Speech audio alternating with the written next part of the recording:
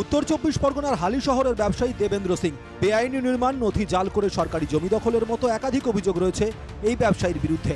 হালি শহর পুরসভার সঙ্গে দীর্ঘদিন মামলা চললেও রায় গিয়েছে ব্যবসায়ীর বিরুদ্ধে।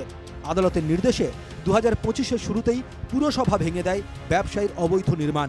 হালি শহরের বাগমোড় এলাকায় বিলাসবহুল এই পানশালাটি অবৈধভাবে নির্মাণ করা হয়েছে। এছাড়াও হালি শহর পৌরসভার প্ল্যান জালিয়াতি করে এই নির্মাণ করা হয়েছে।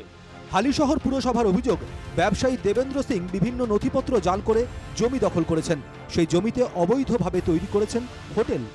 কিন্তু পরবর্তীকালে যখন পৌরসভার কাছে উনি করেছে পেপারস ফেলেছে, দেখা গেছে আগের পেপারসও ট্যাম্পারিং করা হয়েছে। স্বাভাবিক কারণেই ট্যাম্পারিং করার দায়ে ডিডি কালকে ওনাকে অ্যারেস্ট করেছে। অবৈধ নির্মাণ ছিল বলেই ওনাকে আমরা সুযোগ দিয়েছিলাম, আমরা বোর্ড অফ কাউন্সিলে ওনাকে ডেকেছিলাম। বিজেপির অভিযোগ, চাহিদা মতো কাটমানি না মেলায় ব্যবসায়ীর হোটেলে ভাঙচুর ও তাকে গ্রেপ্তার করা হয়েছে। কারা কাটমানি খাবে, কত টাকা ডিমান্ড হয়েছে সেটা আমার কাছে খবর আছে।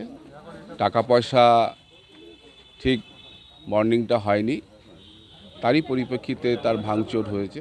অভিযোগ বলতে জাল প্ল্যান ছিল, অন্যায় করেছে, তার পানিশ তিনি পেয়েছেন এবং তারা তাই করে। হালিশহর পৌরসভা নিদর্শন থাকলেও একটা যে অন্যায় করুক, সে পয়সাওয়ালা পুঁজিপতি হোক বা গরিব মানুষ হোক, নিয়ম সবার জন্য এক থাকে। দেবেন্দ্রর বিরুদ্ধে ওঠা দুর্নীতির অভিযোগ তদন্ত করছে পুলিশ। ব্যারাকপুর থেকে দেবপ্রিয় সরকারের রিপোর্ট, NKTV বাংলা।